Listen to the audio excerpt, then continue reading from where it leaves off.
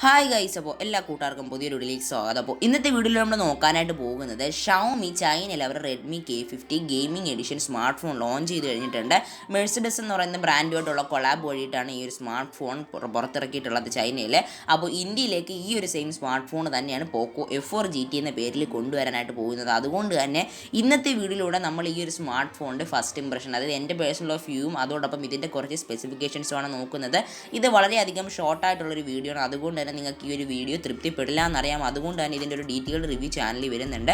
അപ്പോൾ ഈ ഒരു വീഡിയോ ഇട്ട് 2-3 മണിക്കൂറിന് ശേഷമായിരിക്കും ഇതിൻ്റെ ഡീറ്റെയിൽഡ് വീഡിയോ അല്ലെങ്കിൽ ഇതിൻ്റെ ഒരു അൺബോക്സിങ് വീഡിയോ വരുന്നത്. ഡീറ്റെയിൽഡ് വീഡിയോയ്ക്ക് കുറച്ച് ദിവസങ്ങളെടുക്കും. കാരണം എന്ന് പറഞ്ഞാൽ ഇതിൻ്റെ റിവ്യൂവും കാര്യങ്ങളും പഠിക്കാനായിട്ടുണ്ട്. സോ അതുകൊണ്ട് തന്നെ ആ ഒരു വീഡിയോ ഡിലേ ആവുന്നതാണ്. അതോടൊപ്പം ഈ ഒരു സ്മാർട്ട് ഫോണിൻ്റെ ഫുൾ സ്പെക്സും ഇപ്പോൾ പുറത്ത് വന്നിട്ടുണ്ട്. അപ്പോൾ ഇതിൻ്റെ അകത്ത് വരുന്ന കേബിൾ എന്ന് പറഞ്ഞാൽ ഒരു നോർമൽ കേബിളാണ്. അതോടൊപ്പം നമുക്ക് ഇതിൻ്റെ അകത്ത് വരുന്ന ചാർജർ 120 വാട്ട്സ് തന്നെയാണ്. നോർമൽ കേബിൾ എന്ന് പറയാൻ കാരണം കഴിഞ്ഞ പ്രാവശ്യത്തെ സ്മാർട്ട് ഫോൺ നമുക്കൊരു ഗെയിമിംഗ് കേബിളാണ് കൊണ്ടുവന്നിട്ടുണ്ടായിരുന്നത്. ബട്ട് ഇതിൻ്റെ അകത്തൊരു നോർമൽ കേബിളാണ്. മേ ബി ഇന്ത്യയിലേക്ക് വരുമ്പോൾ ഒരു ഗെയിമിംഗ് കേബിളായിരിക്കും തീർച്ചയായിട്ടും കൊണ്ടുവരിക. അതോടൊപ്പം ഈ ഒരു സ്മാർട്ട് ഫോണിൻ്റെ ഡിസൈൻ ആൻഡ് ബിൽറ്റ് നോക്കുകയാണെങ്കിൽ കഴിഞ്ഞ പ്രാവശ്യത്തെ പോലെ തന്നെ നമ്മുടെ സിമിലാർ ആയിട്ടുള്ള ഡിസ്പ്ലേ ആണ് ഇവിടെയും കൊണ്ടുവന്നിട്ടുള്ളത്. 6.67 ഇഞ്ചിൻ്റെ ഫുൾ HD+ AMOLED ഡിസ്പ്ലേ ആണ്. 120 ഹെർട്സിൻ്റെ റിഫ്രഷ് റേറ്റുള്ള ഡിസ്പ്ലേ ആണ്. HDR10+ സപ്പോർട്ടബിൾ ഡിസ്പ്ലേ ആണ്.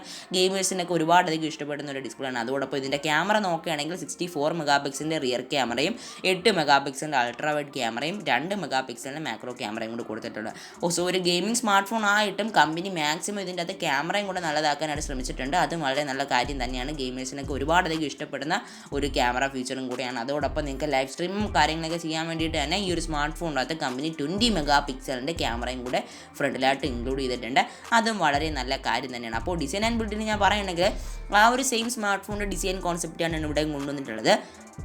ബട്ട് ക്യാമറയിൽ അവിടെ ഇവിടെയും ചെറിയ വ്യത്യാസങ്ങൾ മാത്രം, അതായത് ക്യാമറ ഡിസൈനിൽ ചെറിയ വ്യത്യാസങ്ങൾ കൊണ്ടുവന്നിട്ടുണ്ടെന്ന് വേണമെങ്കിൽ തന്നെ പറയാനായിട്ട് സാധിക്കും. 4700 mAh ബാറ്ററിയാണ് ഈ ഒരു ഫോണിനകത്ത് കൊണ്ടുവന്നിട്ടുള്ളത്.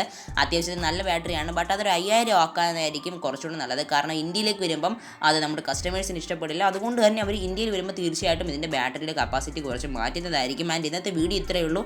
എനിക്കറിയാം ഈ ഒരു വീഡിയോ നിങ്ങൾക്ക് തൃപ്തിയായില്ല എന്ന്. കാര്യം എന്ന് പറഞ്ഞു കഴിഞ്ഞാൽ ഇത് വളരെ ഷോർട്ടായിട്ടുള്ളൊരു വീഡിയോ ആയിരുന്നു. അപ്പോൾ ഇതിൻ്റെ കുറച്ചുകൂടി ലെങ്തി ആയിട്ടുള്ള അൺബോക്സിങ് ഒരു 2 മണിക്കൂറിനകത്ത് തന്നെ ഞാൻ അപ്ലോഡ് ചെയ്യുന്നുണ്ട്. ഇതിൻ്റെ ഒരു ഫുൾ വീഡിയോ അതോടൊപ്പം ഇതിൻ്റെ അൺബോക്സിങ് ഞാൻ ഡീറ്റെയിൽ റിവ്യൂ ചിലപ്പോൾ നാളെ മറ്റന്നാൾ, അതായത് വിത്തിൻ 2 days ഞാൻ അപ്ലോഡ് ചെയ്യുന്നതാണ്. സോ അടുത്തൊരു വീഡിയോ കണ്ടുമുട്ടാം. Until then this is Adhyan signing off. By.